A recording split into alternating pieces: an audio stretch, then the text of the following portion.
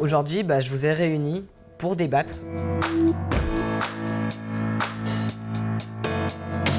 Et faire ressortir l'opinion, l'avis des jeunes sur la question éco-citoyenne. Ce débat, ça fait partie de l'opération #OnS'yMetTous. Et tout ça, ça se concrétise donc par une opération le 30 juin à Miribel-Jaune HDO. C'est un sujet qui nous touche tous et qui qu'on soit, quel que soit notre âge, et surtout nous qui sommes jeunes. C'est une sorte de lutte ou d'engagement en tout cas qu'il faut mener à plusieurs. Il faut savoir que j'ai déjà arrêté la viande depuis bientôt 8 mois, je crois.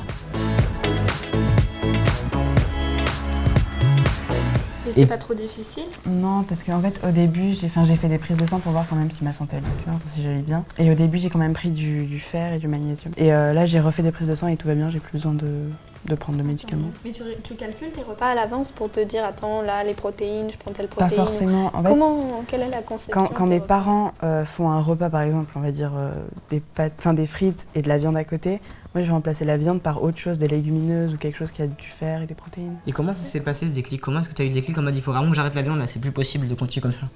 J'ai vu un reportage sur Brut qui montrait juste les conditions des abattoirs et je me suis dit mais pourquoi je mange de la viande au final?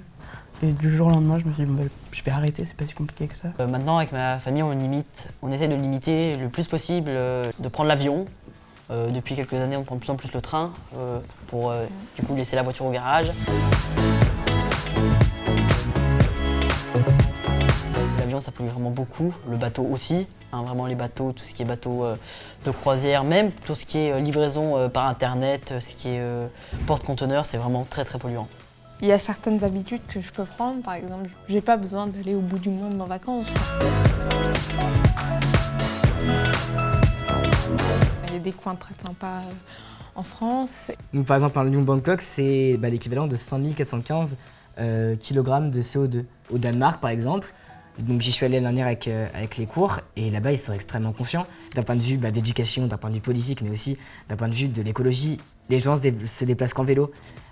Rien que quand on arrive, on voit dans la mer plein d'éoliennes qui alimentent 80% du Danemark. Moi aussi, je suis partie au Danemark et directement quand on est sorti de l'aéroport, j'étais dans la voiture et je regardais autour. Tout de suite, je vois des éoliennes, des panneaux solaires et j'étais choquée, quoi. Ils ont déjà plein d'infrastructures et je me dis qu'il y a certains pays européens, ils sont un peu en marge. Il y a des communautés urbaines comme la communauté urbaine de Grasse qui fait vraiment, donc c'est dans le sud.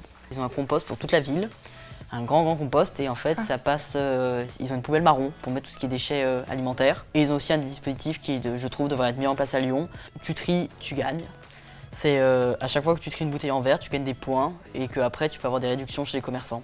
Galine, j'ai entendu parler du fait que tu avais organisé une sorte d'événement écologique dans Lyon. Qu'est-ce que c'est?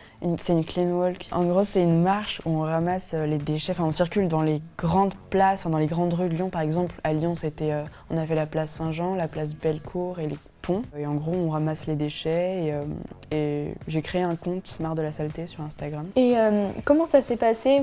Quel type de déchets vous avez majoritairement ramassé? Majoritairement, c'était des mégots de cigarettes. On s'est retrouvés, en fait, du coup, on était sur la place Saint-Jean. Je m'y attendais vraiment pas, mais en 10 minutes, même pas, on avait peut-être 4 sacs remplis de mégots de cigarettes comme ça.